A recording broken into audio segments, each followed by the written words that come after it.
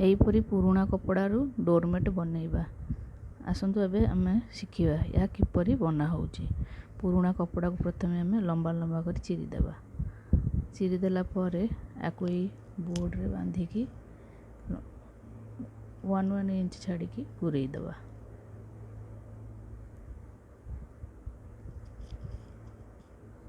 गुरेला परे पुणी 2 इंच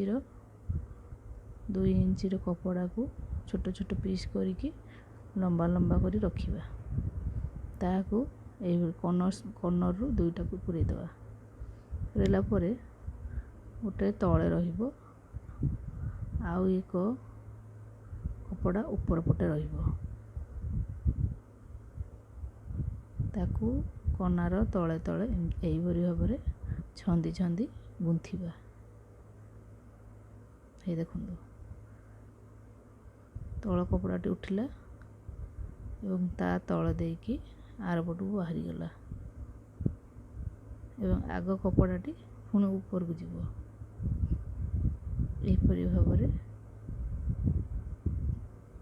कपड़ा को छंदी छंदी बुणी जीवा।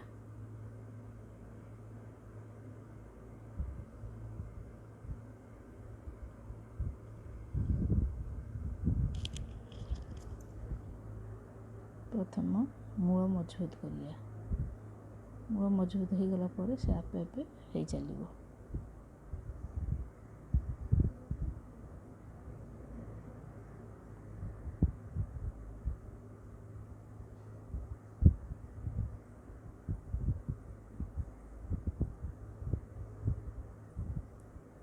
लास्ट पाखरु पुनराय आमे गुंथि आरंभ करिया।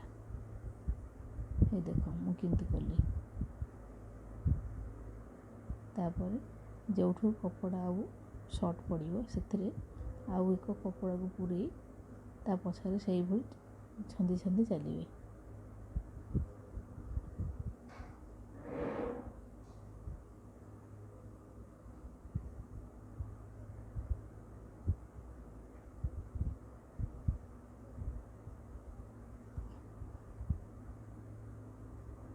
कैमराटी भल भाव फोकस करि पारुनी ना आपण देखि पारंते कि भली भाबे सेही भली कपड़ा को छंदी छंदी मु करि आसुची।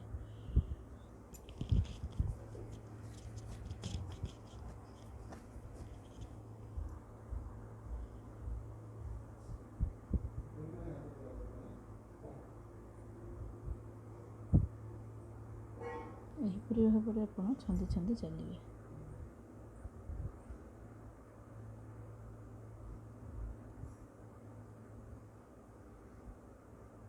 देखिए बहुत आरामदायक डोरमेट प्रस्तुत हो अदरकारी पुराणा लुगारे।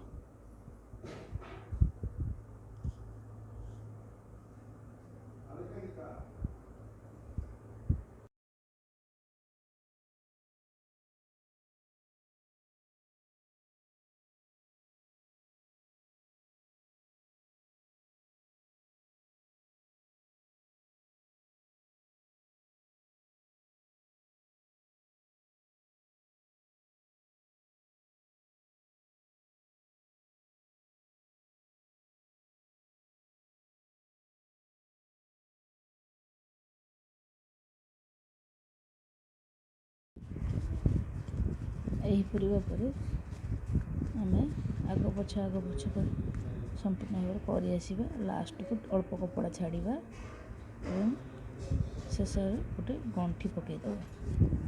गंठी पकईला परे कपड़ा ऊपर ब्लेड मारिकी काटिदबा। काटी देकी से सब दुईटा कर आमे गंठी पकईदबा। हो जिवो आपनकर सुंदर डोरमेट।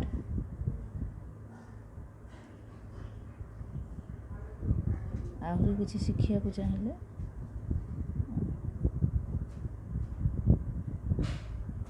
आपण नुआ नुआ वीडियो एपरी भाव में आणुथिबी एवं किसी शिखिला भाया जिनिस आणुथिबी जोटा कि आपण मानकु बहुत हेल्प करिवो।